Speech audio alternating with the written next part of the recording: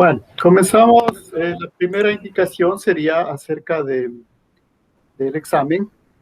Eh, Dado que nuestro tiempo es limitado, pues no podemos hacer un proceso de revisión, etcétera, de todo el examen, porque eso nos llevaría a restringir más todavía nuestro tiempo de trabajo. De todas maneras, sí vale la pena hacer el comentario general de que bueno, el examen tenía digamos, a más de las fórmulas, que creo que la mayoría entendió y manipuló bien los cálculos, obviamente tenía un punto específico que era que se preguntaba la amenaza sísmica, pero sin dar ningún valor de magnitud específico, ¿no? Entonces, ahí precisamente esa era un poco la dificultad, porque si no hubiese sido simplemente, pues, cuestión de reemplazar, ¿no? Entonces, esa era la idea. Así que la magnitud, bueno, ahí justamente eso me permitió darme cuenta de que sí, de cierta manera se individualizó bastante el examen, en lo posible, pero sí, tal vez también sí hubo compartición de información, pero bueno, digamos que sí he visto que hay varias eh, opciones respecto a cómo escogieron esa magnitud para hacer la prueba. Eh, la respuesta más simple, bueno, si ustedes, ¿no? De las varias que ustedes escogieron, la respuesta más simple hubiese sido, pues, simplemente decir que el análisis de amenaza depende de la magnitud del sismo que vamos a considerar, ¿no? O sea, por eso, como les decía, yo no les puse una magnitud ahí, porque si no ya hubiese sido simplemente reemplazar, ¿no? Entonces, ahí tuvieron varias ideas para acercarse a esa magnitud. Por ejemplo, unos dijeron, vamos a calcular con magnitud 4, porque es el mínimo que afecta a las estructuras sísmicas, a las estructuras civiles. Otros hicieron algún cruce de informaciones, porque obviamente como eran dos rectas, ¿no es cierto? En algún punto se cruzaban, esa fue otra solución. Otros se basaron en catálogos o en tablas de intensidades, que no es magnitudes, ¿no? Sino de intensidades. ¿Qué otra solución también pusieron ahí que parecía interesante? Porque bueno, como es un grupo grande, pues vieron varias formas. Había una más que también resultó importante. Bueno, tal vez ya luego me acuerdo. A ver, eran esa de la magnitud mínima. Bueno, si no, como les digo, bueno, la respuesta general aceptable hubiese sido esa, ¿no? Pues simplemente que la amenaza depende de la magnitud para la cual estemos trabajando. Y, por ejemplo, si no hay ninguna indicación adicional, pues se puede tomar para una magnitud de prueba, ¿no? Pero, de todas maneras, les hago notar de que sí depende mucho, ¿no? Entonces, no necesariamente la una fuente sísmica puede ya determinarse exactamente que sea más, tenga más amenaza que otra, ¿no? Porque el diagrama, yo tengo, por ejemplo, esta recta de esta manera. ¿Eh? Yo puedo tener otra recta que sea así, ¿no? Que sea otra ley Gutenberg-Richter que sea así. Entonces, para determinado valor crítico, y de aquí para acá, este va a tener mayor amenaza que el de acá, y en cambio al revés, para de aquí para acá, este tendrá mayor amenaza que el de acá. ¿Sí? Entonces, sí depende de la magnitud para lo cual estemos probando. Esa respuesta nadie la puso, por si acaso. Entonces, cuando plantea estos ejercicios, generalmente sigue la respuesta más simple, que yo esperaba que pongan. Ninguno lo puso, pero bueno, las otras formas de encontrar o de darse una magnitud de prueba, pues también eran válidas, ¿no? Esa es la idea de este examen. Pero, insisto, tienen la respuesta más simple y general hubiese sido esta, ¿no? Que la amenaza sísmica depende de la magnitud para la cual la estemos calculando y por lo tanto, pues va a dar una magnitud de prueba, ¿no? Ya que no estaba especificada en el ejercicio, ¿cierto? Entonces, eso, bueno, más de ciertos detalles que yo siempre les comento ahí, espero que puedan observar los comentarios que se hacen sobre su examen. Y con eso yo ya tendría las notas del primer periodo, ¿no? Entonces, Voy a tener que enviarlas en forma de Excel. Les enviaré. De hecho, yo les iba a enviar antes de la clase, pero es preferible primero comentarles, ¿no? O sea, comentarles este detalle. Así que eso para que tengan, porque del resto, bueno, era cuestión de reemplazar, ¿no? En las fórmulas. Y algunos compañeros, dos compañeras específicamente, intentaron una respuesta igual un poco diferente, que también se acepta, pero bueno, ese es un caso específico, les respondí a ellas directamente. De todas maneras, digamos que si nos preguntan la amenaza, pues la idea es calcular probabilidad. Tenga mayor probabilidad, tiene mayor amenaza, ¿no? Ese era, creo que también eso, pues, para todos estuvo claro, ¿no? En el examen, ¿no es cierto? Entonces, ese ha sido un poco nuestro objetivo, ustedes ven, porque eso vamos a continuar el día de hoy. Ya no con los sismos, bueno, un poco quizá con un ejemplo más, un caso específico, pero también debemos ver cómo se aplican estos cálculos de amenaza a otro tipo de amenazas naturales, ¿no? Porque si no recuerden, no es un curso solo de sísmica, ¿no? Hay que ver las otras amenazas. Como siempre les estoy repitiendo, esto es una introducción, ¿no? Para que ustedes luego puedan, pues, afinar un poco de acuerdo a lo que quieran especificar, porque si no, pues, hubiésemos hecho un curso directamente de amenaza sísmica y ahí nos hubiésemos podido extender muchísimo más, pero no, esa no es la idea de estos cursos introductorios, ¿no? Y eso igual hay que siempre entender, ¿no? Estamos en pregrado. De hecho, yo cuando hice la maestría, o sea, mi curso que trataba sobre esto, sobre amenazas y peligros naturales, no era solo sobre sismos, ¿no? O sea, a pesar de que yo estaba haciendo una especialidad más sobre sísmica, el curso en la maestría que yo tomé era en general, ¿no? En amenazas naturales. Con un poco, pero bueno, en ese caso era un poco, sí, veíamos toda esta parte, obviamente, de las probabilidades, pero también nos enfocábamos mucho en algo que hicimos como al inicio, ¿no? ¿Se acuerdan que hicimos ese modelo de erosión? Bueno, esos modelos mecánicos los hacíamos para cada tipo de fenómeno, ¿no? A excepción del de sismos, porque ese pues obviamente tenía su curso específico, pero el resto pues hacíamos, porque en realidad mi maestría era eso, ¿no? Era una mecánica del medio continuo y geofísico. Esto nada más por indicarles que cómo se puede estudiar esto. Pues obviamente aquí no hemos hecho esa parte de mecánica a excepción de la primera. En la parte sísmica ya sabemos, eso ya lo estudiamos en geodinámica y hacemos justamente esa mecánica de la falla. Y recuerden que los otros tipos de mecánica como deslizamientos, eso lo ven con Ronnie en la materia de geotecnia, y la parte mecánica de la parte atmosférica, pues ahí tienen su rama de ciencias hidroatmosféricas, ¿no? Que empiezan con hidrometeorología, hidrogeología, climatología. Bueno, antes se llamaba ciencias atmosféricas, ¿no?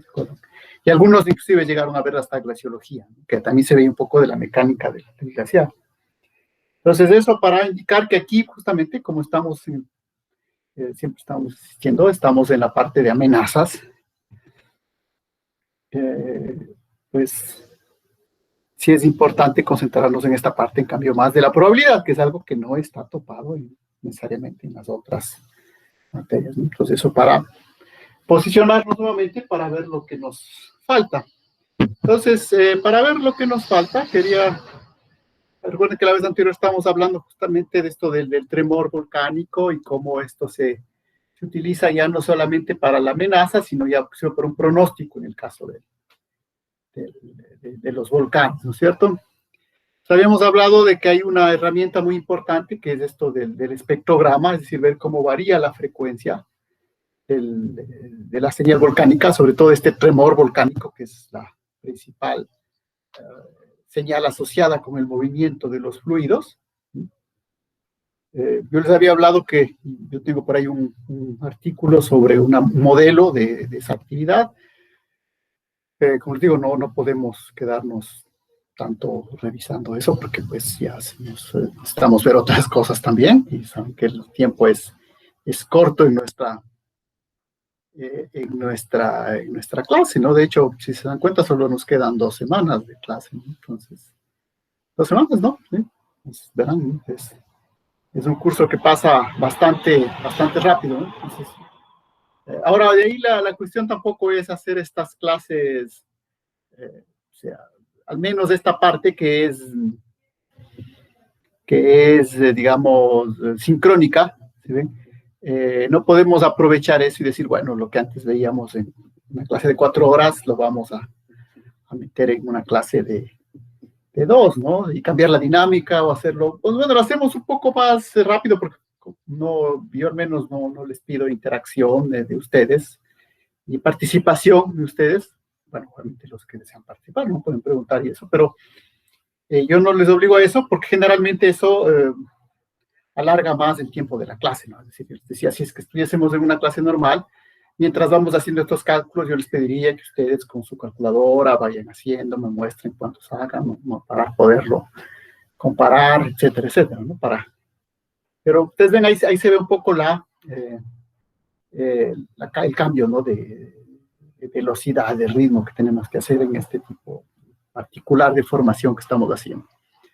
Pero, como digo, tampoco por eso quiere decir que, por ejemplo, como no tenemos tiempo para hablar del examen, entonces no hablemos nada del examen, sigamos, veamos más fórmulas.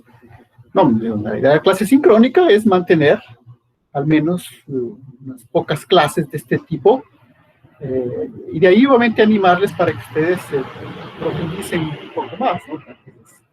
Eso es su labor, y eso pues, sobre todo insistiendo de que pues ya hemos enviado la semana anterior la planificación con 3 módulos, es decir,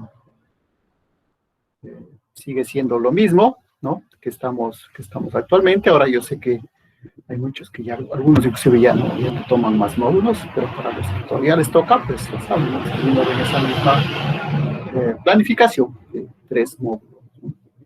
Entonces, digo, al menos aprovechar un poco esto, ¿no? Y la otra cuestión también importante, que es lo que debemos procurar, bueno, no sabemos cómo va a evolucionar eso, sinceramente, pero debemos procurar por lo menos hacer algo de trabajo, de algún pequeño trabajo de campo, ¿no? Porque es una base para la geociencia y es lo que estamos nosotros perdiendo mucho, porque eso nos va a faltar. Bueno, algunos de los que están aquí han tenido al menos una experiencia, pero hay un grupo que justo en este año ha estado tomando muchas materias. Entonces, eso desde ya les pido de que piensen si es que se puede planificar, ¿no? Seguramente se hará una encuesta, luego les enviarán, pero para que ya vayan un poco, porque hay que planificar con un semestre de anticipación. Volver a la idea de que al menos la última semana de clases del siguiente semestre, pues en este módulo que tiene 6 semanas, al menos una se le dedique a hacer unas pequeñas salidas de campo, que puede ser un complemento, o trabajar, por ejemplo, en el caso mío de la materia de geofísica, trabajar con los geófonos. Algunos, por ejemplo, los que están aquí, igual hicimos apenas un pequeño trabajo, ¿se acuerdan? Eso acompañado de Ronnie. Bueno, eso mismo podríamos hacerlo en la última semana para que, bueno, todos puedan venir, etcétera. Se pueda algo mejorar este método. La idea es que, bueno, ya nos toca seguir así. Bueno, tratemos al menos de mejorar, que no, al menos no desmejoren. Entonces, eso les pido igual que por favor vayan viendo, ¿no? Independiente de cuál materia esté en primer módulo o segundo módulo, al menos pensando si es que se puede hacer esa actividad. Porque obviamente si es que se les hace una encuesta y, bueno, la mayoría contesta de que no es posible, que no pueden participar, pues seguramente la decisión dirá, no, o sea, pues no hagamos eso, ¿no? Entonces, eso les anticipo, por favor, desde ya. Así que volviendo a nuestro trabajo del Tremor, recuerden que yo les mostré una primera idea de la rutina que hace sobre todo eso del espectrograma. No me arriesgué a mandárselo porque, digo, no sé, sería interesante primero probar si es que los que no tienen MATLAB pueden hacer eso, porque si no, pues ya tenemos un un salto muy, muy grande, pero de todas maneras, para indicarles hacia dónde nos llevaría, cuál sería el siguiente paso de esto del tremor volcánico. Nos quería mostrarles aquí un artículo. ¿Dónde estaba esto? Perdón. Tal.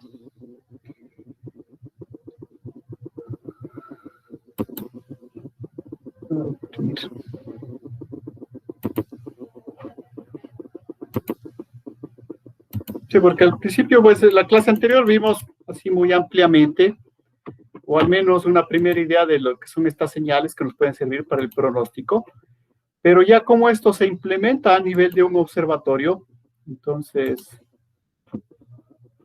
eso es lo que quiero un poco aclararles.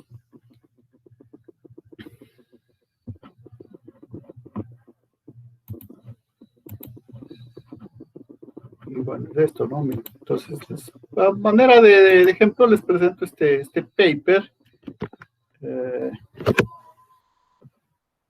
Sí, me parece interesante porque es bastante nuevo, ¿no? 28 de enero de este año, ¿no? Apenas hace unos pocos meses.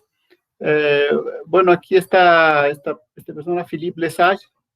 Él fue el director de mi maestría. Yo trabajé con él y donde hice toda esta parte de sismología volcánica. Bueno, yo he empezado un poco a trabajar antes mismo, en el pregrado, ¿no? Pero si ven, es este profesor, Philippe Lesage, porque, bueno, ellos pueden buscar ahí otras referencias, ¿no? Si cuando uno les muestra algo, es justamente la idea de mostrar algo que uno esté más cercano.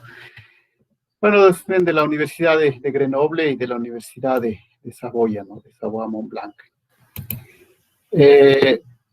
La idea de ellos es de este grupo, si ven, es un grupo de... Generalmente en Europa van a ver que la mayor parte de gente que hace volcanes está asociada a Italia, ¿no? Porque ahí están los volcanes de Europa activos generalmente.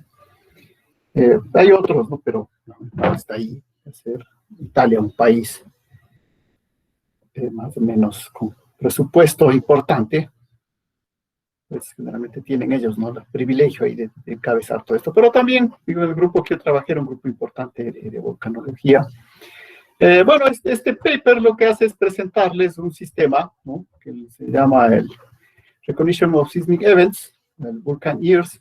Es decir, la idea aquí es que nosotros, para tener ya un verdadero pronóstico de una erupción, no podemos pensar que esto podemos hacerlo a mano, ¿no? O sea, este análisis ir analizando una por una las señales, ir viendo si es volcano-tectónico, si es híbrido, si es tremor, calcular las frecuencias, no, es automatizar eso, ¿no? Reciba la señal y exista un software que procese esa señal y nos dé alertas, ¿no? Entonces, más o menos lo que han hecho ellos por acá, ¿no? Como les digo, no es el único, ¿no? Yo les presento el que uno más o menos conoce y está cercano. Obviamente no vamos a analizar todo el paper, sino un poco más o menos los resultados. Si ven, este sería el esquema, ¿no? Que se sigue para analizar las señales, ¿no? que vienen de los volcanes, ¿no? Entonces serían las señales en bruto, que vienen de los geófonos, de los sismómetros, ¿no? Y luego tienen que ir pasando por todas estas diversas etapas de procesamiento de señales. Y pues ustedes ven que van a ver aquí, ¿no? Todas las herramientas de este tipo funcionan en dos tipos básicos de herramientas que hemos visto, ¿no? Es decir, dibujar la señal y luego hacer su espectrograma. Entonces, acá están los espectrogramas, ¿no? Ahora, obviamente, aquí les está poniendo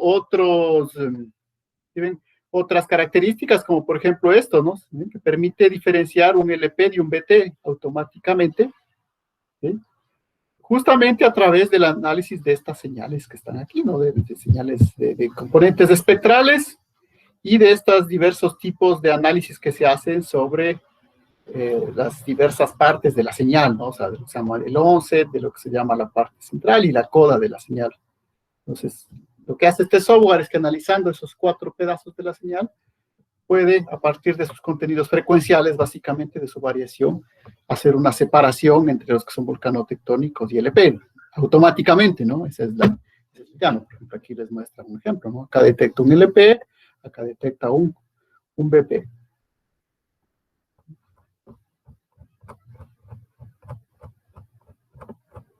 ¿Qué más? Bueno, acá es simplemente les insiste sobre esa. O sea, ustedes van a ver la mayor parte del trabajo, pues, ustedes ven siempre la herramienta fundamental es del espectrograma, de calcular cómo varía la frecuencia en función del tiempo para una señal, ¿no? Puede haber otras características que también se censan aquí. Ahora, aquí lo interesante, si ven, es, por ejemplo, la idea de qué nos referimos con el tremor, ¿no? Lo que decíamos es que en algún momento, como en este caso, ya las señales están tan juntas que uno no puede saber, ¿no? Si es un híbrido seguido de un volcán tectónico, seguido de un LP. No, generalmente lo que se ve es todo esto. Entonces ahí lo que se hace es analizar todo este contenido frecuencial. Y aquí es interesante porque pueden ver unos ejemplos. Como dice acá, el B1 es para el Colima, el B1 es para el Colima y el B2 es para el Popocatépetl, ¿no? Entonces acá está, esto sería para el volcán Colima, los dos son en México, ¿no? No confundirán con el Tolima, ¿no? El Tolima es aquí en Colombia, y otro volcán se llama Colima, está en México.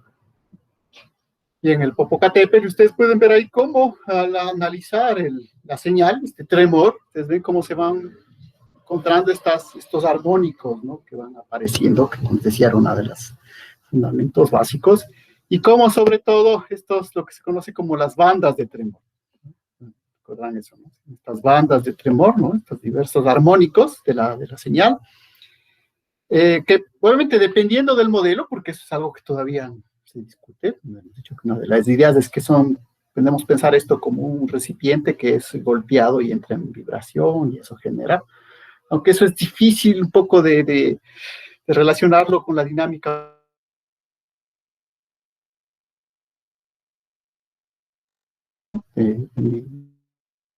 Es pensar que más bien es un flujo turbulento que genera estos armónicos. Bueno, eso no vamos a entrar en discusión porque, digo, esos son detalles que son importantes. Pero sí es importante, por ejemplo, aquí, ¿no? Este salto de frecuencias, ustedes ven, viene por acá y ¡pap! Salta acá, ¿sí? Eso es un desdoblamiento espectral. Ese tipo de señales son relacionadas con fenómenos caóticos, ¿no? De turbulencia en los fluidos. Entonces, puede dar interés a entender que se producen estos fenómenos, ¿no? O por el otro, pues, por una grieta resonante, ¿no? Pero ahí, como digo, la mecánica es un poco más complicada. Así, de todas maneras, ustedes ven que para la parte de pronóstico no hay que entrar tanto en ese detalle, ¿no? Aquí lo que les interesa es diferenciar señales. ¿Sí? Entonces, aquí creo que hay otro ejemplo de otro volcán. Este es no, igual, ¿no? Es el Colima y el Popocatépetl otra vez, ¿no? Nada más que más claro. Aquí presentan otros volcanes. Entonces aquí, por ejemplo, ¿no? Hablan sobre las diversas aplicaciones. Aquí ustedes pueden ver es el Cotopaxi también, ¿no? Que se ha utilizado ya esto. Entonces, esa es un poco digamos, la idea. Obviamente estos softwares son generalmente de acceso libre, ¿no? Obviamente como simplemente solicitar un permiso a los autores, pero pues es algo que, digo, se puede hacer, ¿no? Realizar, estudiar este fenómeno de estas bandas de tremor. Y una vez que se ha hecho esa diferenciación, obviamente, ¿cuál es la interpretación? Entonces, justamente la semana pasada, yo creo que después de la última clase, aunque ya teníamos unos pocos indicios, luego no sé si, o sea, no es un volcán tan importante a nivel de la población y el país en el que ocurre, que es el volcán La Soufrière, en este pequeño país de las Antillas, ¿no? Que es San Vicente y Granadinas, ¿no? Que hay las Antillas Menores, que son un arco insular, ¿no? Un arco volcánico insular, no sé si lo han visto, ¿no? En la subducción, ¿no? de la placa de la placa Caribes, ¿no? Y la placa Atlántica, tiene ese arco insular que se forma de volcanes. Bueno, una de esas pequeñas islas es un país, ¿no? Que es San Vicente y Granadinas. El país como tal, pues al ser tan pequeño no cuenta con un sistema geofísico, pero si ven al lado está Trinidad y Tobago, que es un país más o menos igual, es otra isla pequeña, pero un poco más, con más recursos. Así que ellos se encargan de hacer esta vigilancia. Y digo, es importante en el sentido de que es un volcán bastante monitoreado. Entonces eso permite, si ustedes ven este es el reporte en cambio, del 8 de abril a las 11:30 p.m., hora local, ¿no? Una hora local de allá, un poco casi nuestra hora, creo que una hora antes que nosotros. Entonces, si ven este servicio sísmico que está adosado a la Universidad de las Indias Occidentales, bueno, por si acaso esos nombres, ¿no? Es de la historia del Imperio Británico, ¿no? Como tenía la India y las colinas que tenían por este lado les llamaban las Indias Occidentales, ¿no? Las West Indies, como está aquí, ¿no? Por si acaso ese nombre de dónde viene. Pero bueno, sí se llama la universidad, ¿no? La Universidad de las Indias Occidentales. Ustedes pueden ver que, como les digo, el reporte del 8 de abril a las 11:30, que fue el que se comunicó a las autoridades de ese país, y con lo cual pues, hizo que se evacúe los poblados principales y mucha buena parte de esa pequeña isla, ¿no? Entonces, ustedes ven, ¿no? Aquí está el reporte, ¿no? Obviamente no han puesto unos ejemplos de señales, pero ustedes pueden ver que todo es sísmico, ¿no? La actividad de la sísmica de la Soufrière. Por si acaso verán este nombre, la Soufrière, es un nombre francés porque esas islas a lo largo de las guerras coloniales iban pasando de España a Portugal, a Francia y luego a Gran Bretaña. Bueno, por ahí sí quedó este nombre, la Soufrière. No se confundirán porque si algún rato se ponen a ver esto con más detalle, ahí hay unos dos volcanes que tienen este nombre, ¿no? La Soufrière, ¿no? La Soufrière de San Vicente y la Soufrière de Guadalupe, que es otro. Entonces, si ven, ¿no? Dice que cambió significativamente, ¿no? Hay cambio significativo de actividad en la estación que está más cercana a la cima. Primera cosa, importantísimo tener una estación, pero si es posible dentro del cráter, ¿no? Aunque luego se pierda en la erupción, pero... ¿sí? Porque, como dice claramente aquí, ¿sí ven? Se comenzó a recibir o a grabar un tremor sísmico de bajo nivel de intensidad, ¿no? Y luego existieron 6 episodios separados de bandas de tremor que empezaron a las 3 a.m.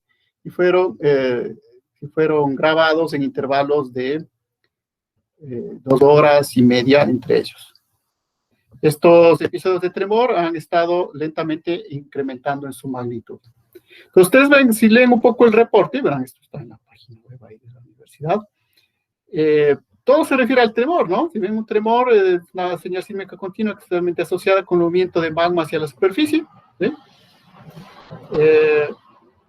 También se registraron el long period, es decir, los LP, señales de baja frecuencia o LPs, también están asociados con el movimiento de magma, y hay existieron dos breves enjambres de sismos volcano-tectónicos, BT. Ambos tomaron lugar entre las bandas de tremor. Entonces, ustedes ven que todo esto, estos, no sé cuántos puntos lo pone aquí, 8 puntos, ¿sí? Para llegar al punto 8, obviamente, bueno, aquí habla un poco también de lo visual, ¿no? También a veces dicen, no, solo con lo sísmico basta. Bueno, también hay que hacer observaciones visuales. Pero lo quiero hacerles recalcar de este caso específico que acaba de suceder hace unos pocos días, es que la herramienta fundamental es la sísmica. O sea, hay otras herramientas que complementan eso, y eso tampoco hay que decir que no sirven, ¿no? O sea, sirven. Por ejemplo, la deformación, se miden los gases, se mide la temperatura, pero si ustedes quieren, la sísmica es la única que nos da información de lo que está pasando adentro.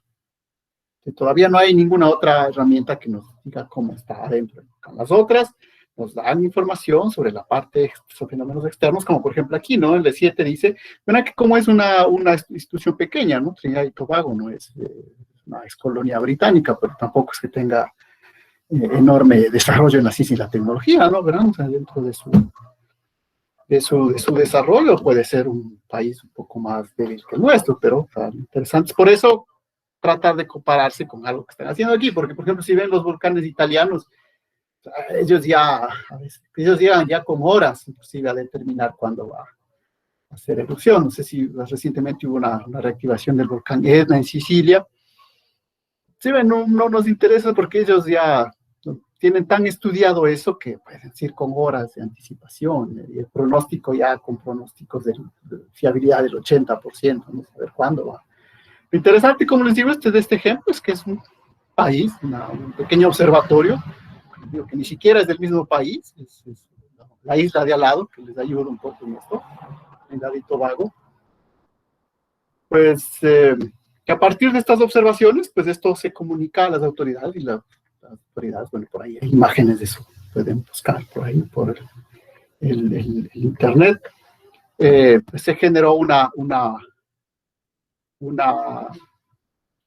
evacuación masiva y por suerte ordenada de la población, ¿no? Muchos de ellos verán en ciertas condiciones difíciles porque ahí hay que salir de la isla, ¿no? Entonces, hay que ir en barco, todo, ¿no?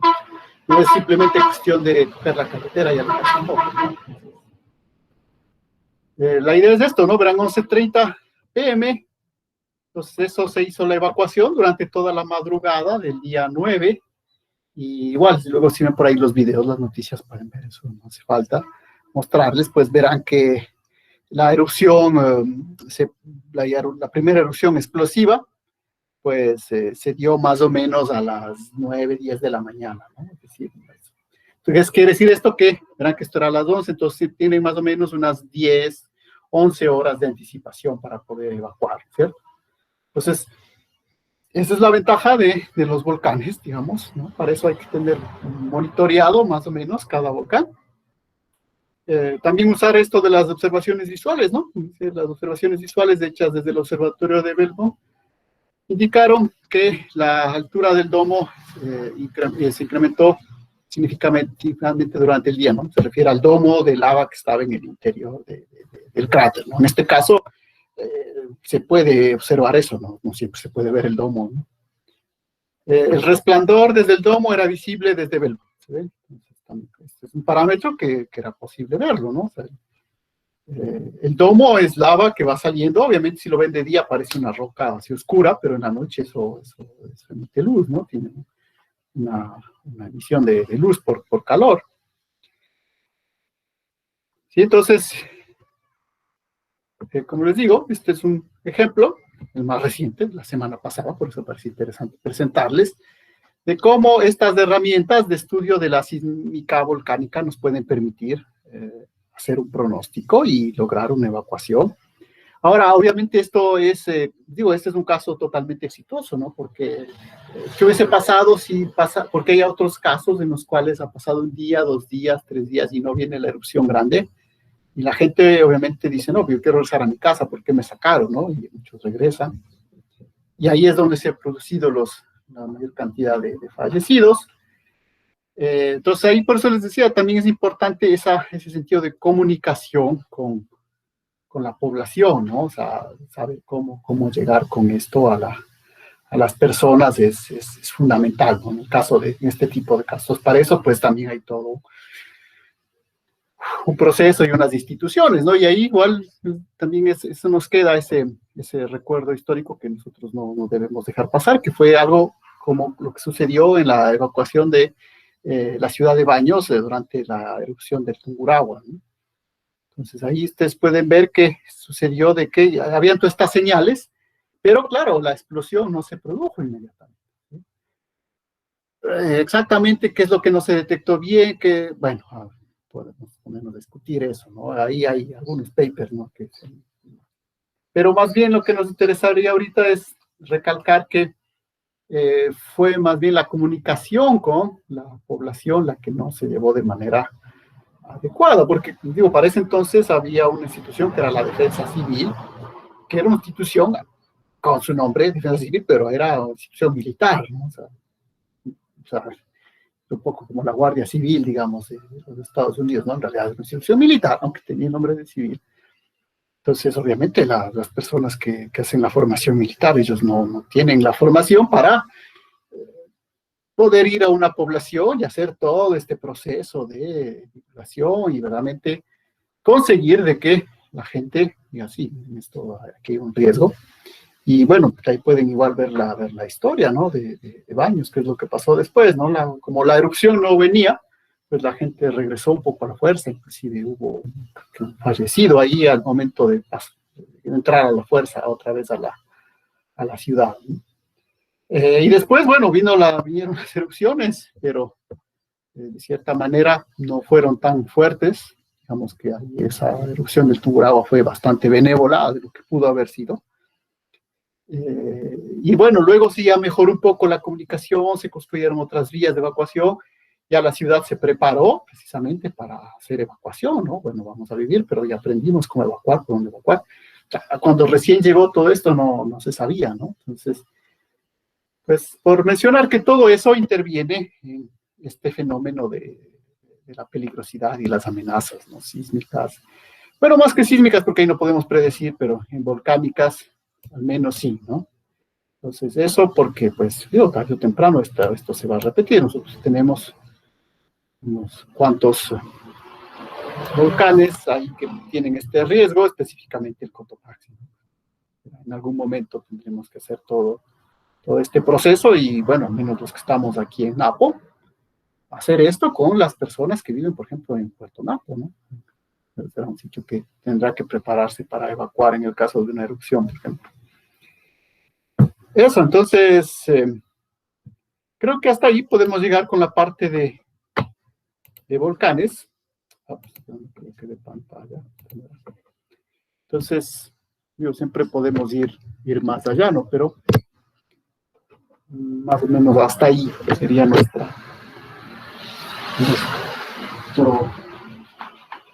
detalle de lo que es la amenaza volcánica, para pasar a otro tipo de amenazas, aunque pues vamos a ver un poquito también nuevamente cuestiones que están relacionadas todavía con la parte del suelo.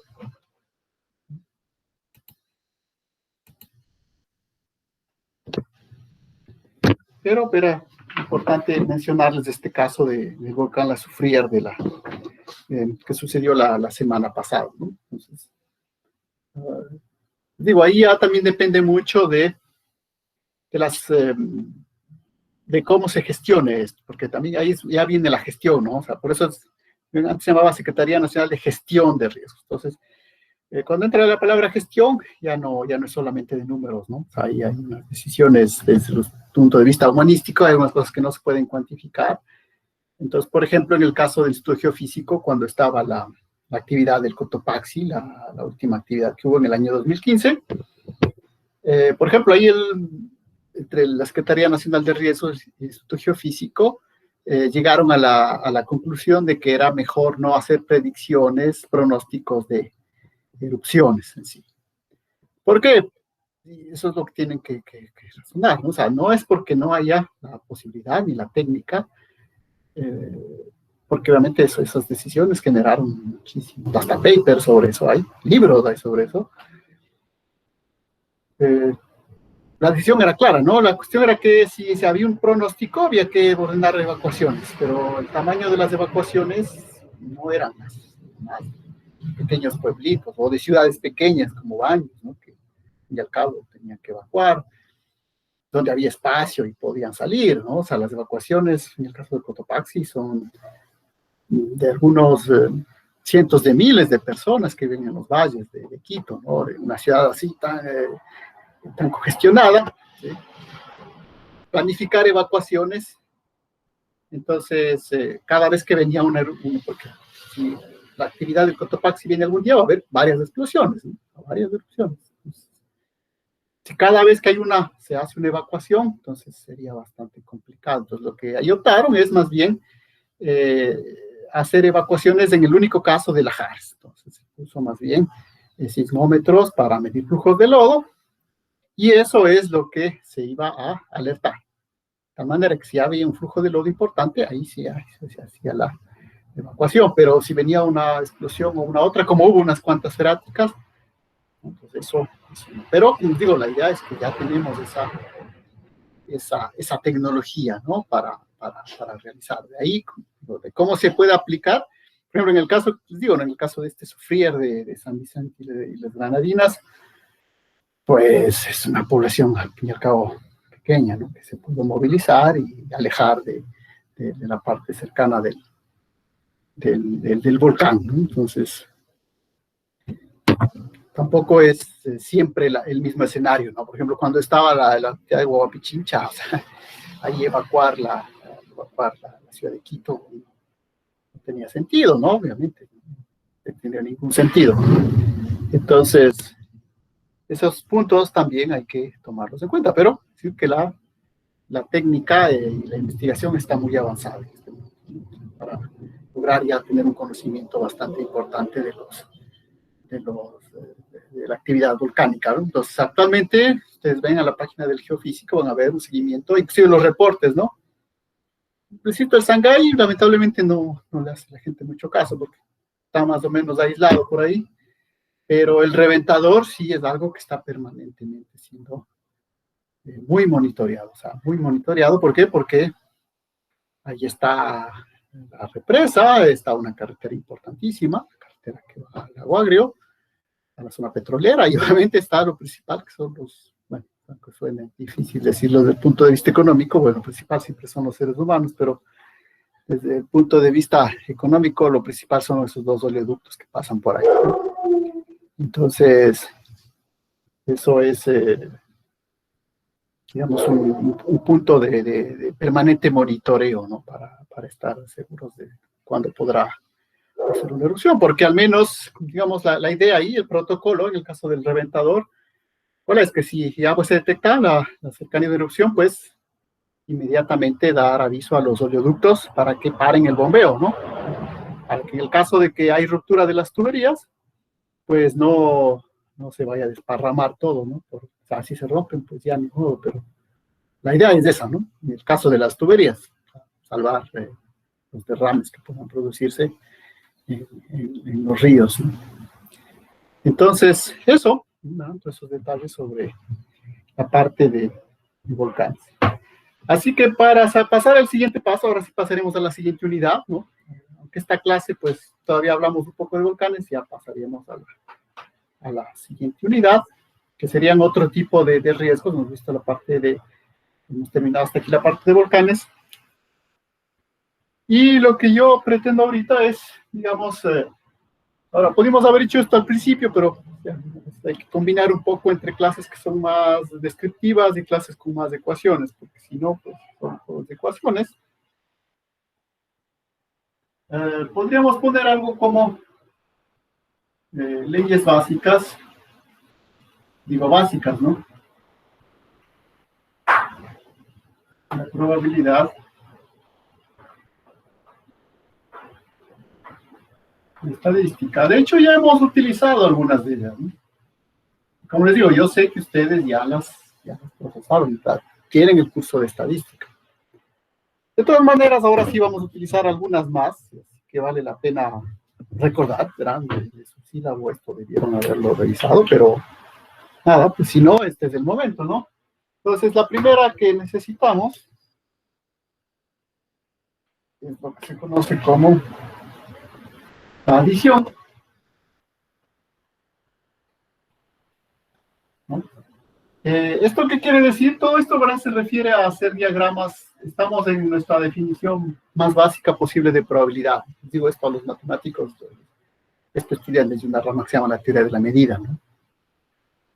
Y seguramente si los matemáticos ven esto les va a parecer demasiado primitivo, ¿no? Muy básico, ¿no? Pero, una vez más, lo que estamos haciendo nosotros es suficiente. Si recordamos que tenemos un universo y tenemos unos dos conjuntos, por ejemplo A y B, que tienen una intersección por ahí. Entonces, la ley de la adición que nos dice que lo que necesitamos nosotros a veces determinar es la probabilidad de A unión B. Y para eso, nosotros, ¿qué debemos hacer? Pues la probabilidad de unión, vamos a ponerle en una misma línea, porque si no, no se va a ver. La probabilidad de A unión B es igual a la probabilidad de A más la probabilidad de B menos la probabilidad de A. Aquí no sé si le pongo, sí, pongámoslo así. Aquí vamos a simplificar que B es A intersección B. Entonces, la primera ley que nos puede servir, la ley de la suma, necesitamos la probabilidad de la unión entre los dos conjuntos. Ahora, esto es bastante evidente en función de, ¿recuerdan esto? Hacemos en la escuela, como determinamos la unión de dos conjuntos. La unión de los dos conjuntos es, si sombreamos todo esto, ¿no? Sería toda la unión. Y por lo tanto, en probabilidades tenemos que coger esta y restar este pedacito que está acá, ¿no? Que es la probabilidad conjunta, que en realidad lo que nos permite es que decir qué cosa, que si los dos eventos, a ver, estas leyes las voy a ir subrayando porque son ecuaciones que vamos a utilizar en lo que sigue, en lo que nos queda del curso, que si vale la pena subrayarles. Yo sé que, como les digo, ustedes ya las han visto por ahí, pero no las vamos a utilizar, más que simplemente listarles para que se acuerden. Vamos a revisar un poco. Si los dos eventos A y B son independientes,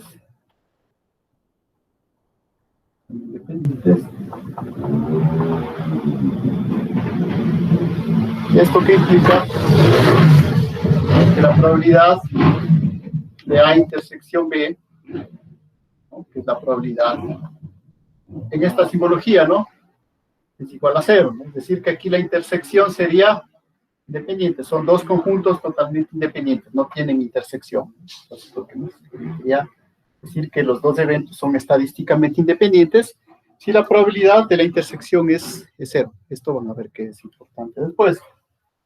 De la misma forma, podemos ampliar esto un poco.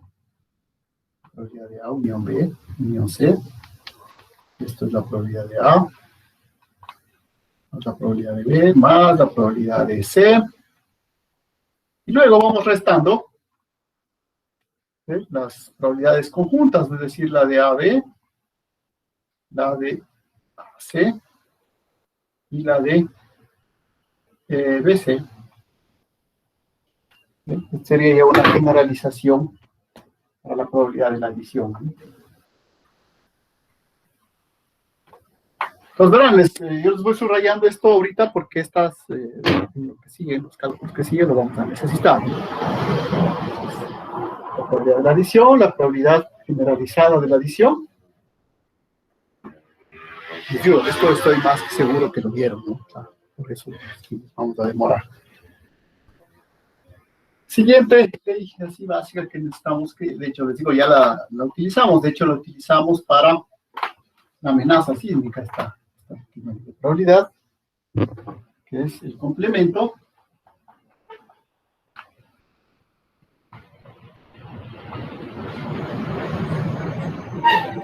vale la pena acordarse que es el complemento de un conjunto. Si esto es el universo, esto es el conjunto A, el complemento de A es todo lo que está fuera de A. El complemento de A. Y la ley de complemento, pues, me dice qué cosa que la probabilidad del complemento de A o de no A, si ustedes quieren, verán que la idea de aquí, todo esto, los conjuntos tienen la misma estructura lógica que la lógica matemática, ¿no? Entonces, la probabilidad del complemento de A o de no A es igual a 1 menos la probabilidad de A.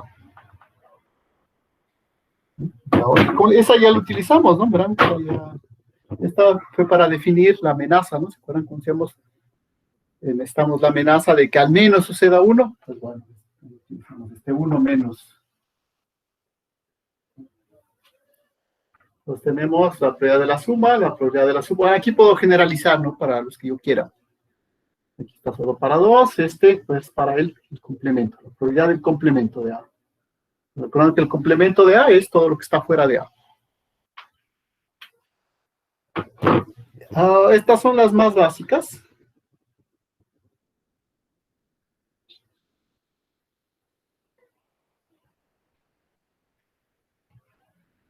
Sigamos con una que ya no es tan conocida, pero igual tiene la misma estructura lógica que, si recuerdan de la ley de Morgan, la ley de Morgan de la lógica, que es la ley que permite relacionar la intersección con la, o sea, en lógica sería la ley que permite relacionar el operador O con el operador I. Bueno, en conjuntos es exactamente lo mismo, ¿no? Y se llama igual. Y lo mismo, como los conjuntos son la base de la probabilidad, verán que estamos en probabilidad, ¿no? Básica. Ley de Morgan. Esto también es importante. Esta nos dice en cambio qué cosa, que la probabilidad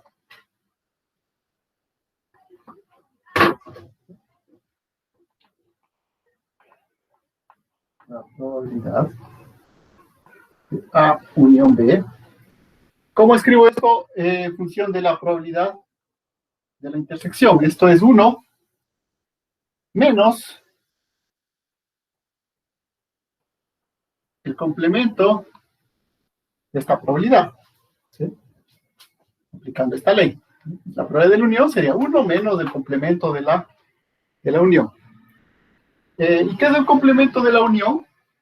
¿Ustedes quieren?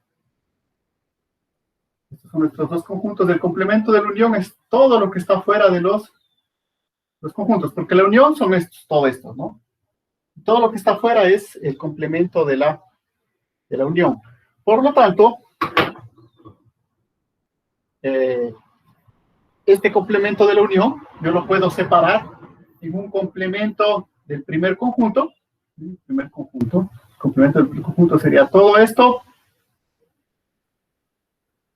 sin la intersección. Y lo mismo, la del segundo conjunto.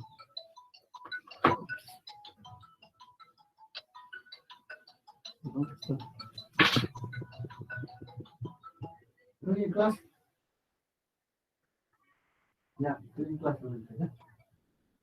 Ya, ahorita, pero eso ya veamos más, ¿sí?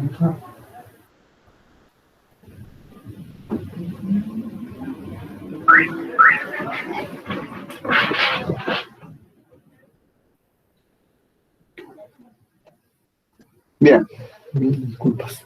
Entonces decíamos que esto, en cambio, el complemento de la unión, eso es lo interesante, el complemento de la unión, yo puedo representarlo, se podríamos hacer como un ejercicio inclusive gráfico, haciendo rayitas, los trabajos que se hace a nivel básico.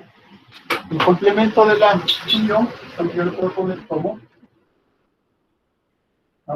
se llama,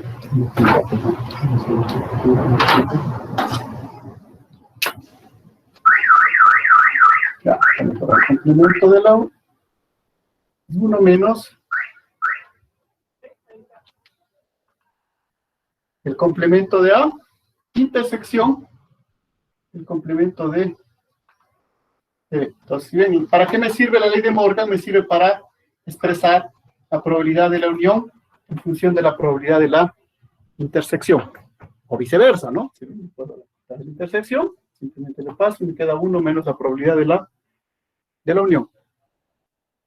Otra ley importante que vamos a necesitar.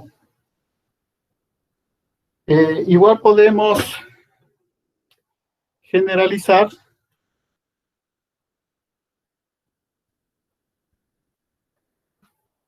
a más conjuntos. Vamos a ir hasta la unión C, ¿no? Simplemente hacemos hasta la Z, por ejemplo. B intersección hasta Z.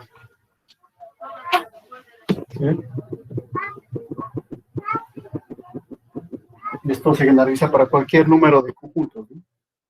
Aunque en realidad lo que vamos a necesitar es esto, ¿no? Por eso le subrayo más pero por si acaso recordar. Digamos que estas serían las más básicas todavía. Bueno, las más básicas son las primeras. Esta ya incluye la relación entre la unión y la intersección. Y antes de pasar a nuestro ejercicio, porque la idea es ya ver todo esto desde un ejercicio, sino desde un verdaderamente un...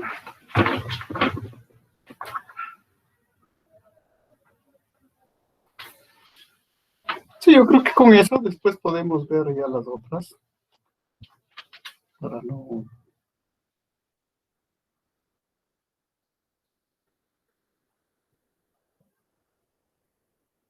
No, todavía necesitamos la condicional, que todavía necesitamos para hacer el ejercicio siguiente todavía no. Así que ya podíamos con esto hacer. Necesitamos ver un recordar, digo, una ley más. Entonces tenemos complemento, Morgan. Antes de poder hacer nuestra aplicación, con manera de ejercicio, porque la idea es cómo aplicamos esto a la amenaza. Pues, ya. Estamos todavía una más. Es todo un capítulo, ustedes quieren, dentro de su materia de probabilidad estadística, aquí lo recordamos rápidamente, que es la probabilidad condicional.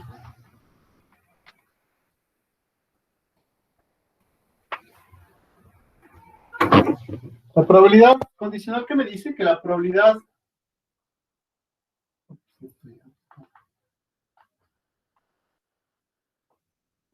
de que suceda A, dado que sucedió B, ¿no?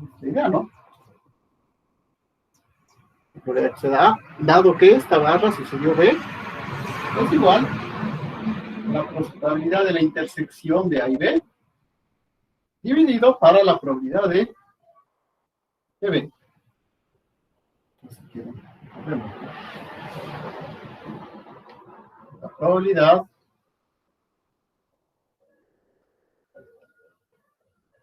de que suceda el evento A, dado que ya sucedió, evento B. Probabilidad condicional.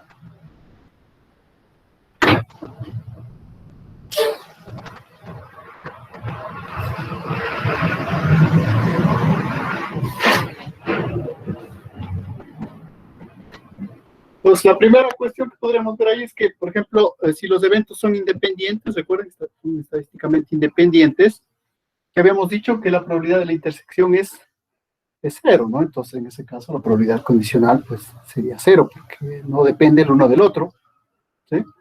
Verán que tenemos esa coherencia argumental en lo que estamos haciendo, ¿no? Entonces, esto sería la probabilidad de que suceda A, dado que ya sucedió B, ¿no? Pero igual, pues, podemos también plantearnos la probabilidad, que no es, verán que no es, no necesariamente es conmutativo, ¿no?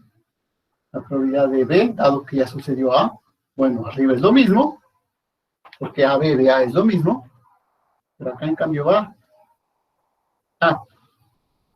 Pues tenemos la otra, ¿no?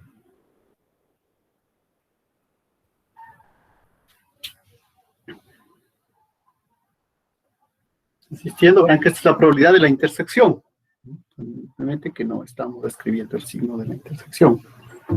Algo que generalmente se hace en leyes de conjuntos, ¿no es cierto? ¿Qué más podemos...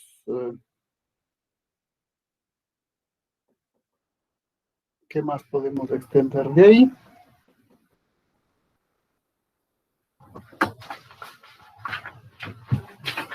Creo que nada más.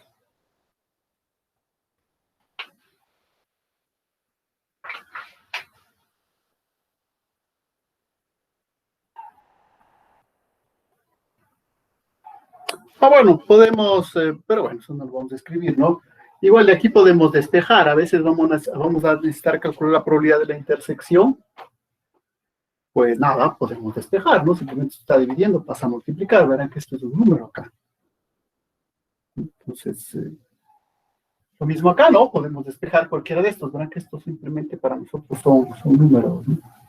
Entonces, eso es algo que no hace falta mantenerlo,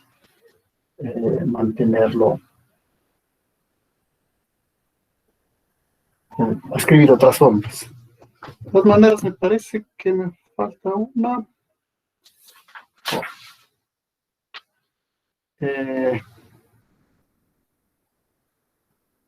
Sí, nada más que para los ejercicios, y puede ser que para lo que quede, si es que después puede venir luego un ejercicio, un examen. Verán que hemos escrito, si ustedes revisan, obviamente ya le borré, pero verán que tenemos una ley que nos permite romper la probabilidad de la unión, ¿no? Y calcular con eso la probabilidad de la intersección. Ahora, el problema aquí generalmente suele ser en este tipo de ejercicios, o cuando hacen esto como ejercicios de probabilidad, o cuando hacen ya con lo que queremos hacer, ya para aplicaciones a amenazas, que generalmente tenemos varias maneras de calcular, ¿no? Ustedes ven, por ejemplo, que la probabilidad de la intersección aparece en varias de esas ecuaciones que hemos escrito. Y lo mismo, la probabilidad de la unión. ¿Ven? Aparece en la primera, en la adición, aparece en la regla de Morgan. En cambio, la intersección aparece en la regla de Morgan como complementos, ¿sí? Y en cambio aparece también en la probabilidad condicional. Entonces, uno de los principales problemas que suelen tener ustedes, o en general, cuando se estudia esto, ustedes como estudiantes, yo también estuve cuando empecé a estudiar esto, generalmente es que aquí no hay una sola regla que nosotros debemos aplicar siempre, ¿no? O sea, no es tanto como la primera parte de sísmica, si ven ahí el procedimiento es bastante estándar. Una vez que nos dan el tiempo de retorno y nos dan diagrama Gutenberg-Richter, si queremos para una magnitud, pues hacemos una serie de... Siempre va a funcionar, no hay otra manera. Pero aquí depende, ¿no? Dependiendo del tipo de problema, dependiendo de los datos del problema, nosotros podemos calcular utilizando una u otra de estas reglas que hemos puesto. Por eso yo obviamente les he puesto las más simples posibles, no, sin tratar de ir a buscar más leyes complicadas, porque generalmente pues nos supone que esto cuando estudiamos a nivel de pregrado lo hacemos desde las probabilidades elementales, ¿sí? Luego pues obviamente ya podemos complicar más. O sea, de hecho después veremos que no sé si alguna perdón, reglas adicionales, no, porque yo creo que ya con estas se puede abordar básicamente todos los problemas que requieran cálculos de probabilidades. De hecho, ya les hemos utilizado un poco en la parte sísmica. El complemento, por ejemplo, es algo que utilizamos. Entonces, ustedes dicen a nivel básico, pues esto es lo que necesitaríamos. Generalmente, pues, bueno, ¿y para qué todo el curso de estadística? Ahí se ve mucho más.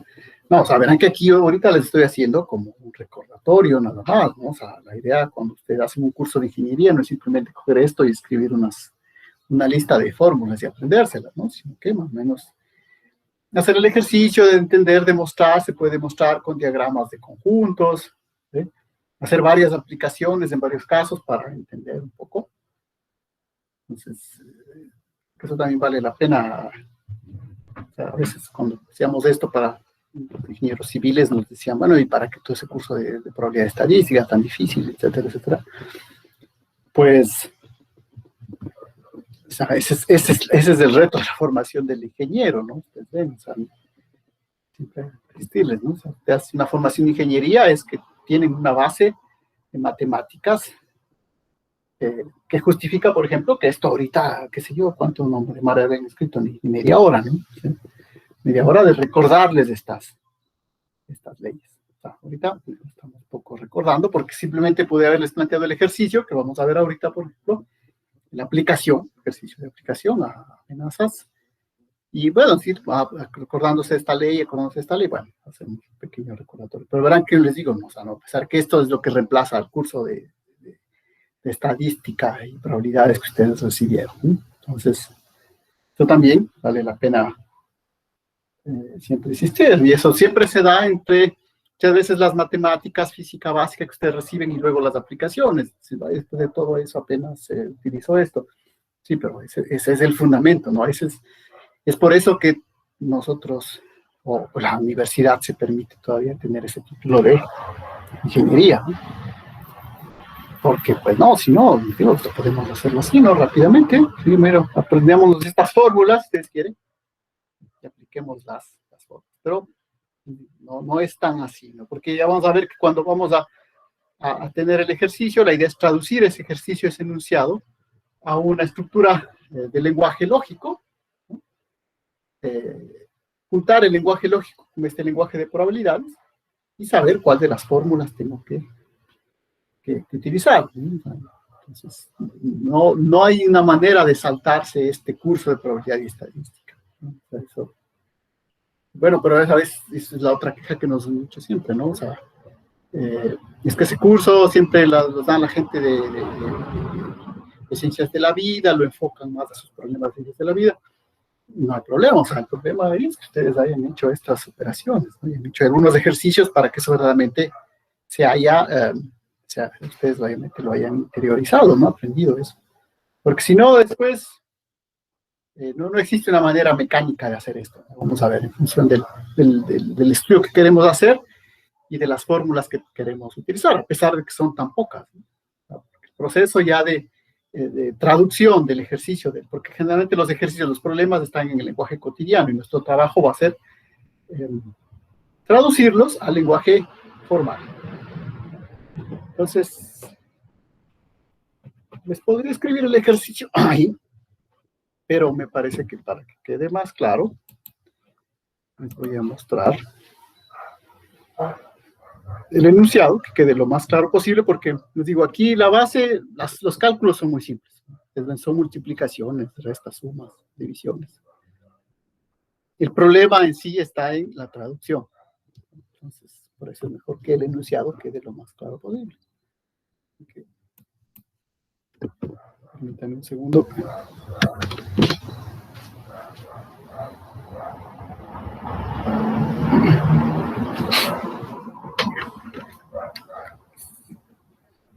A ver. Tal. Estamos ya en otras amenazas.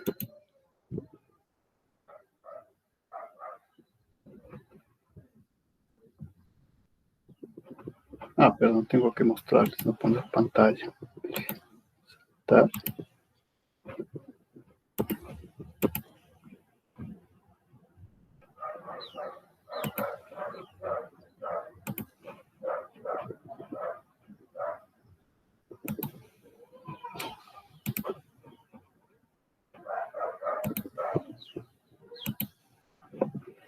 Bueno, entonces estamos entrando a otras amenazas naturales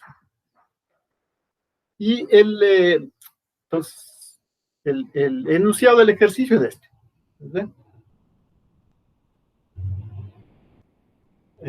Nos va a interesar en este caso la amenaza que genera un suelo, ¿sí?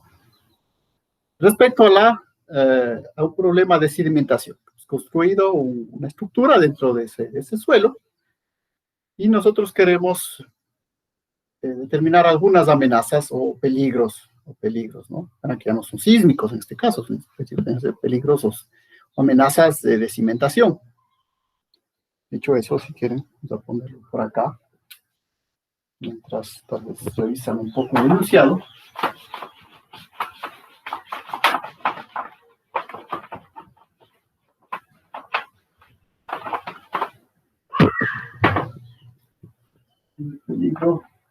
Peligrosidad, eran las tres palabras, ¿no?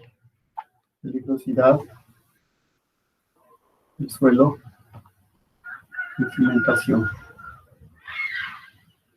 Cimentación.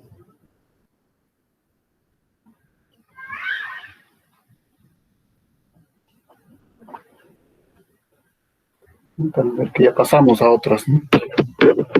Entonces, como dice ahí, ¿no? Que los cimientos de un edificio alto pueden fallar debido a una capacidad de carga inadecuada, que le llamamos B. Bueno, podemos haber escogido cualquier otra letra, me quedé con esas letras de ahí, que son las que están en el libro. Verán que este libro, lo que todos estos ejercicios, todo esto, pues, lo he dicho, ¿no? Estamos en este libro del autor Moss, ¿se acuerdan? Que les había mostrado, ahí estamos viendo esto. Inclusive el examen, bueno, que el examen, yo lo tomé una parte de ahí, de un ejercicio que está propuesto, pero no todo, ¿no? Porque eran muchas más cosas y además incluía Gutenberg, Richter, en realidad para el examen era una ley que si ven en el libro por si acaso, ¿ya? Era una ley de Gutenberg, Richter, truncado, ¿no?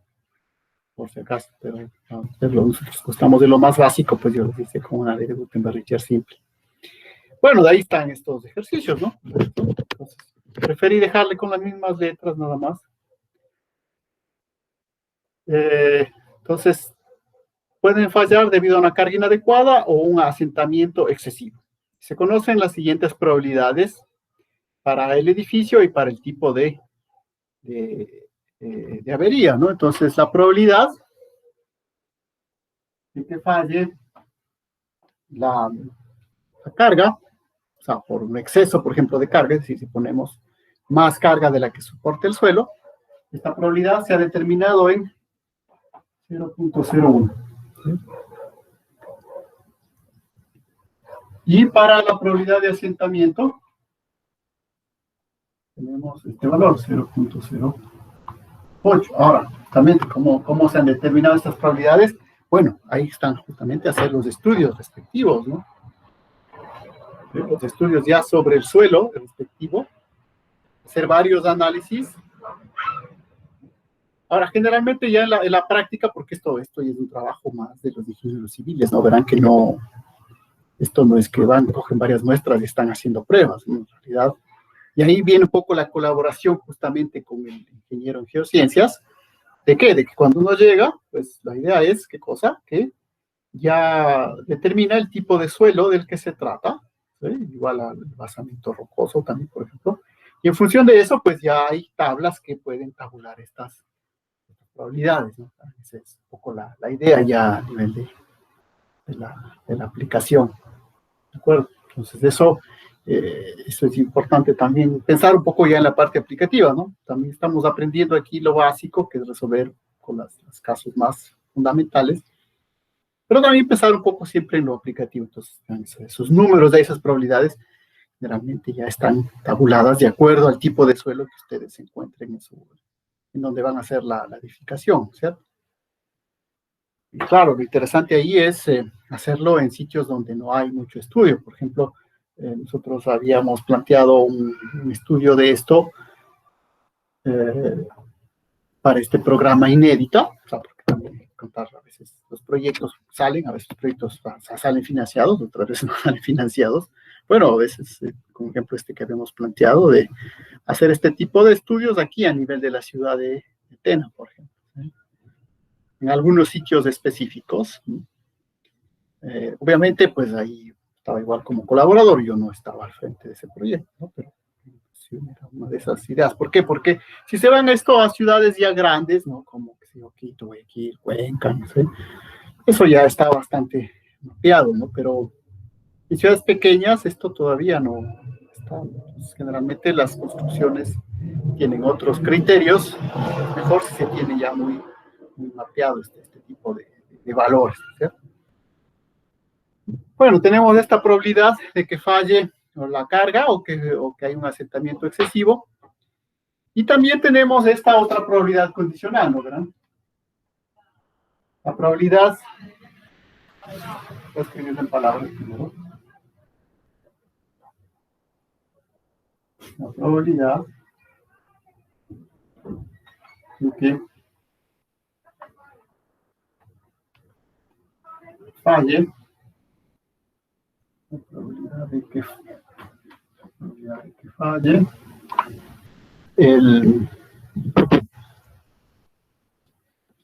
la capacidad de carga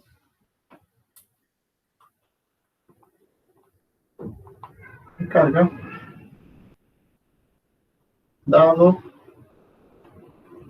que falló el asentamiento.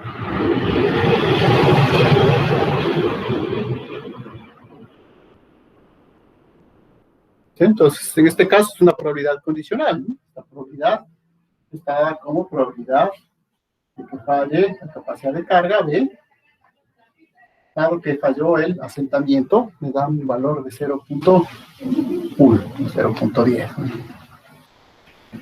Esos son los datos del problema.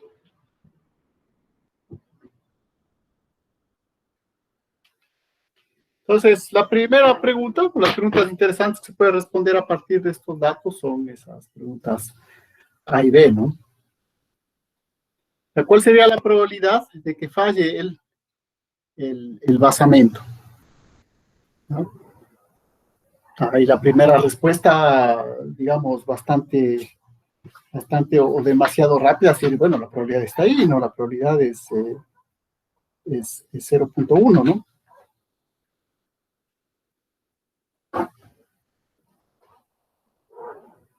Pero esto no es lo que nos están preguntando. Entonces, esa es la cuestión que debemos tener en cuenta con este tipo de problemas. Por eso les digo que aquí la dificultad, más que las operaciones de suma, resta, multiplicación y división, y la aplicación de esas fórmulas que les he dado ahí, está en verdaderamente traducir y entender qué es lo que nos está preguntando. Entonces, obviamente, si ustedes dicen, ¿cuál es la probabilidad de que falle el basamento? Pues ahí está, ¿no? Dice que 0.01. No, entonces aquí si quieren complemento un poco, pero esto obviamente, si ven un problema real, este complemento de acá no nos van a dar, ¿no? Esto es lo que yo ya les he puesto porque estamos recién empezando a pensar en este tipo de aplicaciones. ¿Por qué? Porque el basamento, ¿sí ven? Puede fallar, pero obviamente puede fallar por dos motivos. Solito, ¿sí? O porque también falló el asentamiento. Entonces, por eso, ¿no? El fallo sería de B o S o ambos a la vez. ¿Estamos de acuerdo? ¿Por qué? Porque hay una probabilidad condicional de que si falla, recuerden que esto que quiere decir es que falla el basamento dado que ya falló el asentamiento. ¿Cómo sé eso? Pues bueno, es en función de los datos del problema. Porque si solo me hubiesen dicho no hay ninguna relación, pues simplemente que hubiera dicho cuál es la probabilidad del basamento, que falla el basamento, pues es esta, ¿sí? Probabilidad 0.01. Pero el hecho de que me están diciendo de que hay una relación entre los dos, quiere decir que si yo quiero determinar la probabilidad del basamento en sí, en realidad lo que necesito determinar, o de lo que me están preguntando, es la probabilidad de que fallen los dos, o los dos al mismo tiempo, o el uno o el otro. Entonces, bien, o sea, esa es un poco la dificultad aquí. Por eso les digo que la idea de esto, que si uno ya ha hecho un primer curso de probabilidades, pues el tratamiento de estos problemas se hace más fácil, ¿no? Porque si no, pues no tendríamos que, para entender este tipo de problemas, o sea, convendría entender desde algo más básico, ¿no? O sea, entre el lanzamiento de dados y otros tipos de problemas más simples que se suelen estudiar, ¿no? Pero lo que queremos entender aquí es que en este caso, específicamente, lo que me están preguntando es, para el problema A, ¿sí? Me preguntan es, falla de A, de B, de S, o de ambos al mismo tiempo, ¿no?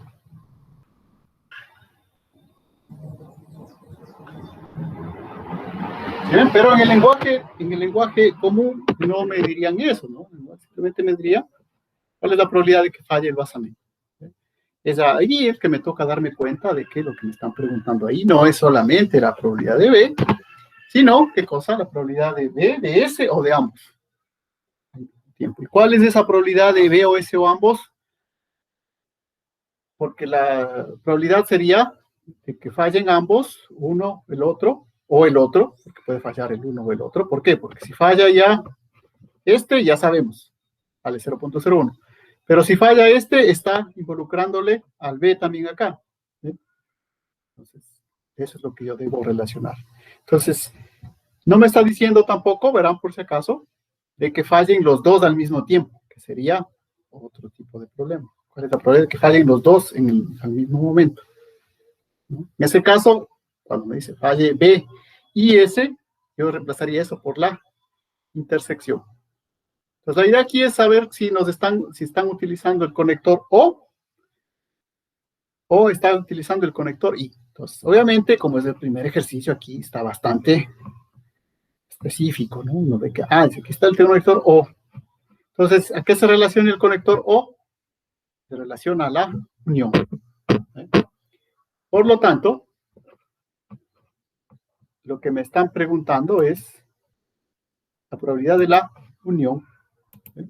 Pero si ven, eso cómo lo puedo yo saber, pues hay que hacer primero un análisis tranquilo y sosegado del texto del problema. No es cuestión simplemente de, porque si no, les digo, aquí este tipo de problemas y es el típico tipo de errores, ¿no? O sea, pues se plantean así para los exámenes, ¿no? Dice, ¿cuál es la probabilidad de que falle B? Bueno, claro, si solamente me dieron hasta aquí, pues enseguida, la probabilidad de que falle B está acá, 0.01. Entonces, ¿cómo llego a determinar que lo que me están preguntando es la probabilidad de la unión? Pues leyendo tranquilamente el problema, ¿no es cierto? Entonces, aquí me ponen, por eso es el primer ejercicio, lo utilizan directamente el O, ¿no? El conector O. Pues yo sé que me están preguntando la probabilidad de la unión. Por lo tanto, lo que me están preguntando es cuánto vale la probabilidad de unión S. Y aquí ustedes pueden ver, pues necesito regresar a mis fórmulas, ¿no? Verán que no son muchas. A veces tendré que probar cuál de ellas conviene en función de los datos. Pero, como digo, no son muchas, ¿no? Son unas 2 en las que aparece la unión, son otras 2 en las que aparece la intersección. Y no hay nada más, ¿no? Y de hecho, sí, propiamente la unión aparece solo en la primera, ¿no? En la adición. Es decir, la probabilidad de B unión S es la probabilidad de B más la probabilidad de S menos la probabilidad de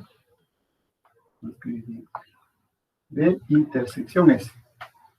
¿Sí? ¿Eso de dónde sé? Que sé de la primera fórmula. Entonces, la de B y S ya tengo. 0,1, 0,08. ¿De acuerdo? Obviamente, la que no tengo es la probabilidad de la intersección. ¿Y esa de dónde puedo sacar? Bueno, me dan este otro dato, ¿no? Me dan la probabilidad condicional.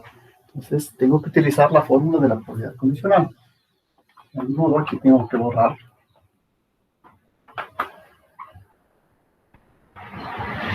Entonces, yo generalmente tengo la idea de que escribir esta primera ecuación es lo difícil. El resto, pues ya.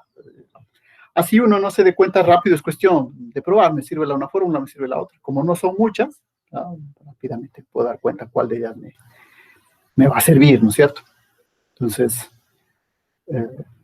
desde mi punto de vista, por eso digo, empezamos por este ejercicio que podría ser el más simple de todos, pero sí, vale hacerlo porque me permite insistir de que la dificultad está aquí. Darme cuenta que lo que me preguntan es la probabilidad de la unión.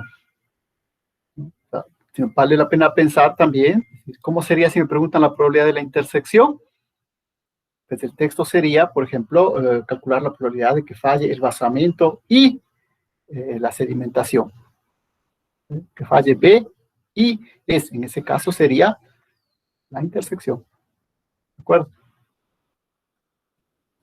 Entonces, ¿qué me falta ahora? Pues me falta la intersección. Como me dan esta, pues puedo utilizar, ¿no es cierto? Recordar que P condicional, P de B condicional S, yo la puedo escribir como la probabilidad de la intersección sobre la probabilidad de S. ¿Cómo lo sé? Pues esto es la fórmula de la probabilidad condicional, ¿cierto?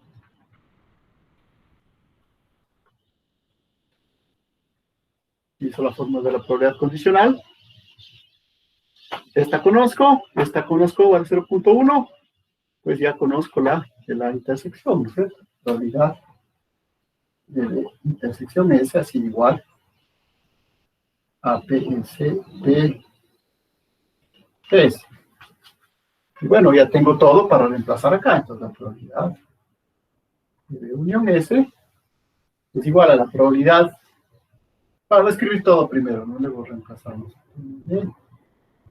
PS menos PS de B dado S.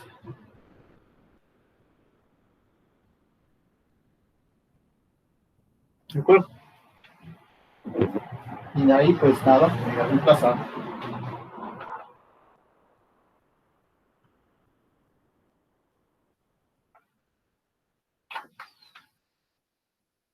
Voy a reemplazar. Entonces, ahora sí, exactamente. La probabilidad de B era 0.01, un milésimo. La de S era 0.08, 8 milésimos, menos la probabilidad de S, que es 0.001, otra vez. Ah, perdón, no. Sí, sí, la probabilidad de S. No, perdón.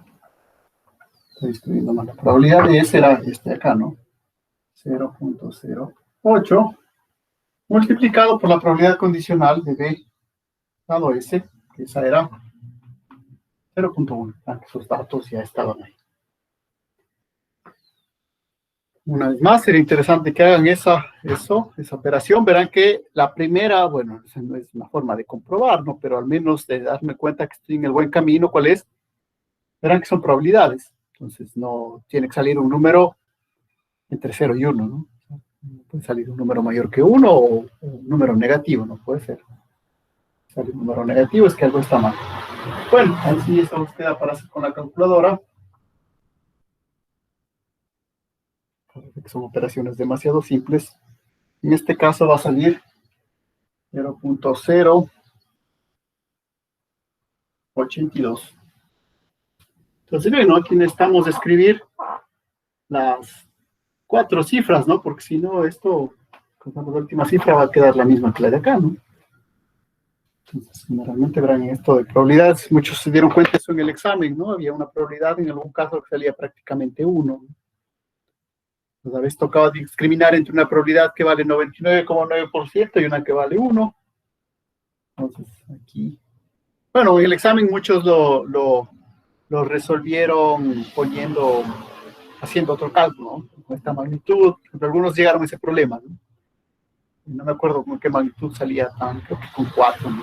Casi, las dos casi cercanos, las dos amenazas, ¿no? Entonces hacían otro cálculo con otro valor. Bueno, generalmente se ven estas probabilidades. Tenemos que tomar más decimales, ¿no? Para poderlas diferenciar, si no, va a ser exactamente la misma. Pero aquí vemos que esta es ligeramente superior a la que falle solamente el asentamiento, ¿no? El S, ¿sí ven? Es apenas superior a que falle el asentamiento. ¿Sí? Que fallen las dos al mismo tiempo, ¿no? ¿Cómo? Pues sería un poco evidente pensarlo, ¿no? Que si falla el asentamiento, pues ya el asentamiento va a fallar también. Pero, digo, realmente la idea no es... Entonces, esto obviamente podemos ponerlo aquí a nivel de una amenaza. Obviamente que lo importante de aquí es que generalmente cuando hacemos este tipo de ejercicios no nos referimos, no hablamos de la amenaza, ¿no? O sea, tal como un fenómeno natural. ¿No? Pero de todas maneras ustedes ven que el lenguaje es el mismo, es el lenguaje de una probabilidad. Aquí generalmente no diríamos existe la amenaza de que, porque pues, no se utiliza tanto ese lenguaje, En el caso de esto, ¿no? De la ingeniería civil, del asentamiento de un edificio. Pero ustedes ven que se podría tranquilamente utilizar porque es un fenómeno natural. El asentamiento del suelo es un fenómeno natural que puede suceder. ¿Cierto? Entonces, es algo que también compete a nuestros cálculos que podamos hacer. ¿De acuerdo?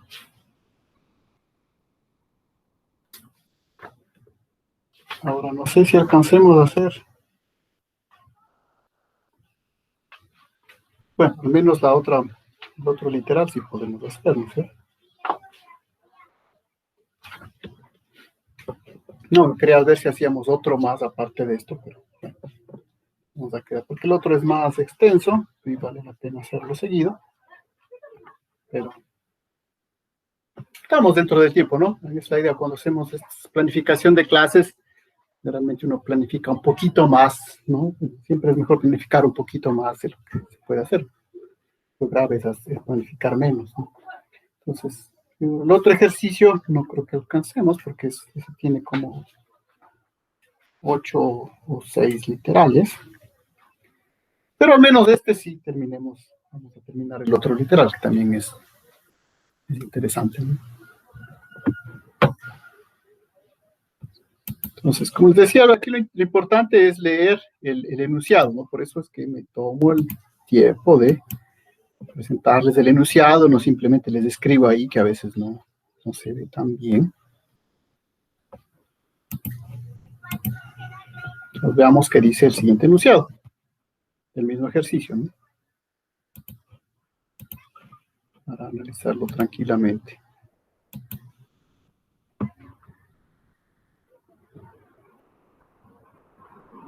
Nos vamos al siguiente. Con ese terminaríamos el resumen.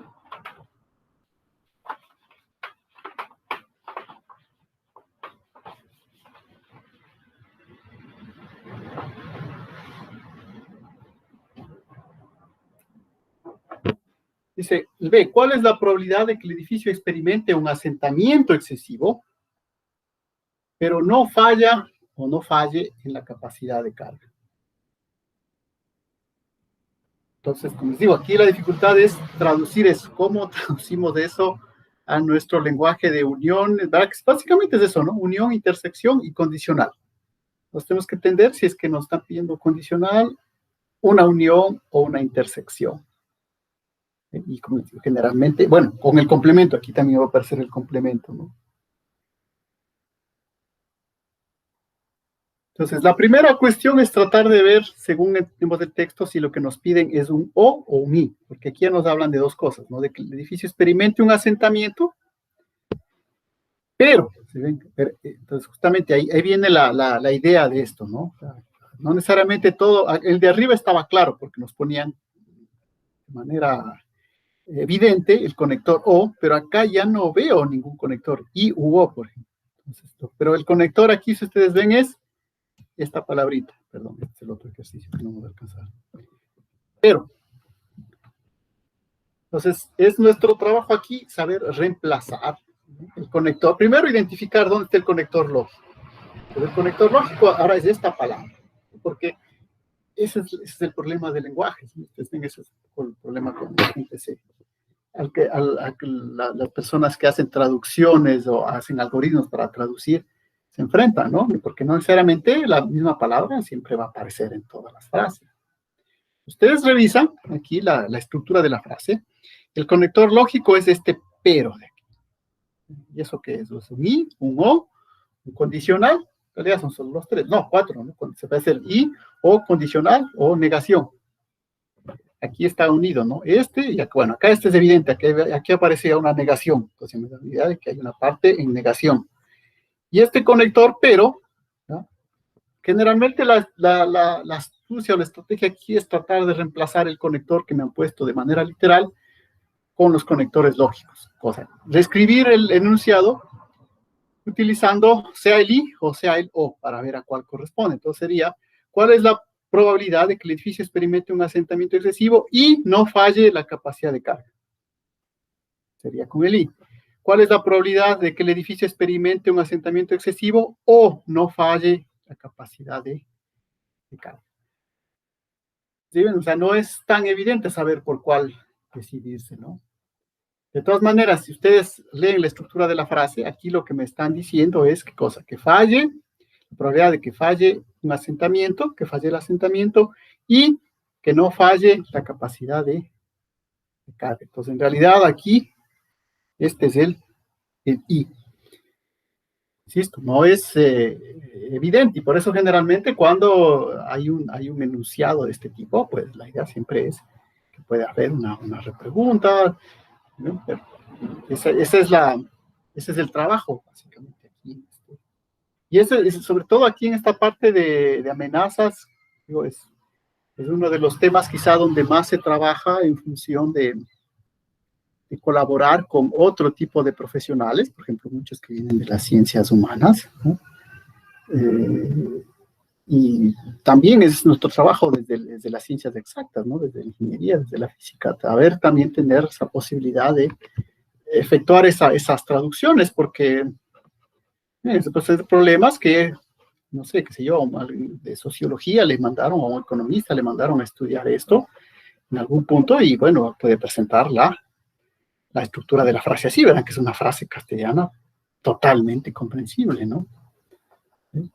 Pero ya la traducción, justamente, es saber que este pero nosotros lo vamos a traducir por el y. El no, bueno, creo que está claro, ¿no? El no es ya una negación. Entonces, lo que me están preguntando, en este caso sería, ¿cuál es la probabilidad de que el edificio falle en su asentamiento? Ese, y el I lo traduzco por la intersección, si quieren, y no falle la capacidad de carga. Entonces, la capacidad de carga no falle B. Entonces, toda esa frase, que está ahí, la frase B, por eso digo, prefiero mostrarles ahí en la diapositiva que esté lo más claro posible, sería traducida en su lenguaje lógico de esta manera. Es decir, que, diciendo que el operador intersección no lo utilizamos, ¿no? Generalmente por conveniencia nada más. Lo que me están preguntando es esta probabilidad, la probabilidad de B, perdón, de S intersección B. ¿De acuerdo? Y como digo, una vez que tenga hecho esta traducción, pues bueno, ya básicamente tengo resuelto el ejercicio, porque las otras fórmulas es cuestión de ir probando cuál de ellas me sirve, cuál de ellas no me sirve. Bueno, entonces, por eso empezamos por este, que podría ser el ejercicio más simple. Entonces, terminemos. Pues ahora me toca buscar una fórmula que contenga esa intersección. Obviamente, una vez más, la fórmula que podría ayudarnos para la intersección es la fórmula del condicional. Verán que tengo la intersección de SB. Entonces, ¿ya se acuerdan? Si recordamos la fórmula del condicional, yo podría tener la fórmula de S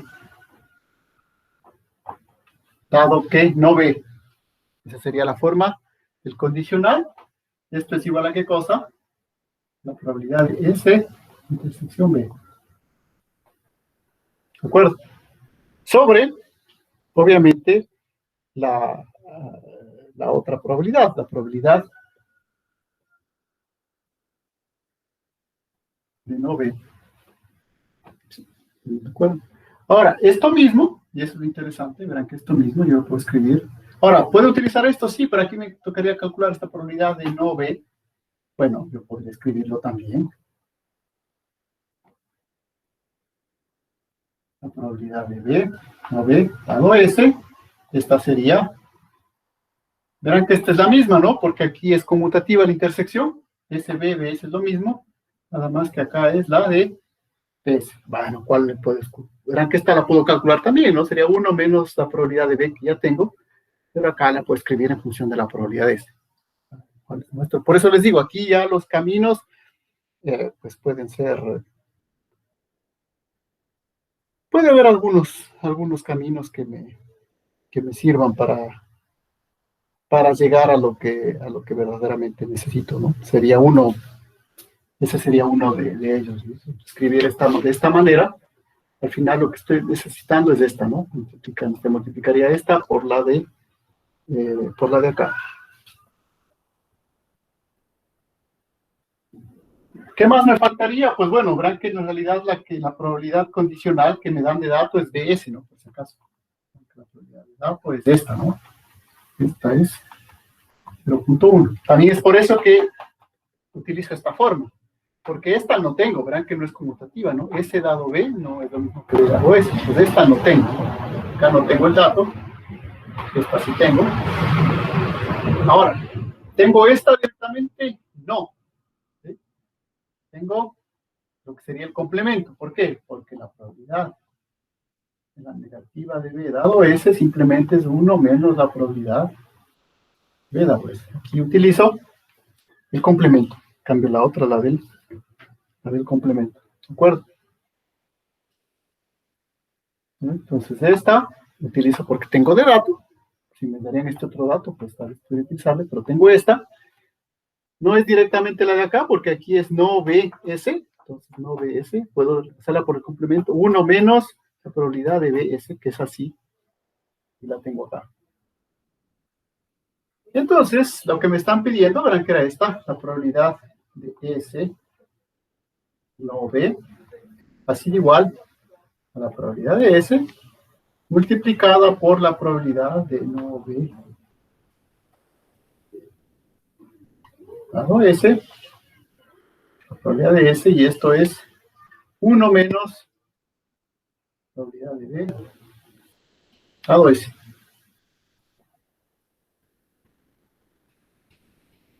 ¿Cuál? Entonces,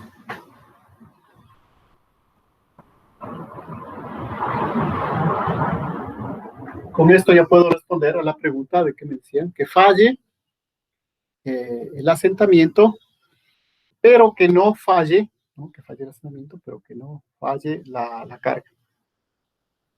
Esta pregunta de acá. Tengo que reemplazar aquí. Bueno, ya me quedé sin espacio, pues no, la misma línea.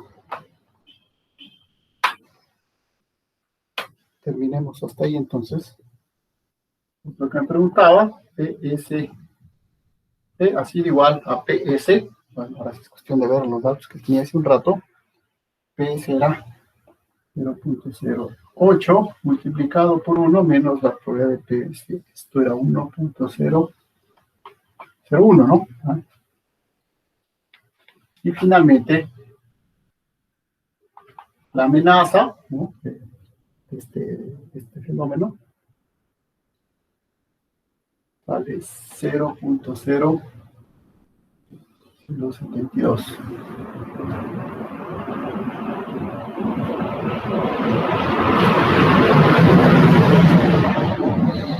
Pues con esto se ven, pero ahora hemos hecho estos dos ejemplos, pero podríamos tener muchas más posibilidades de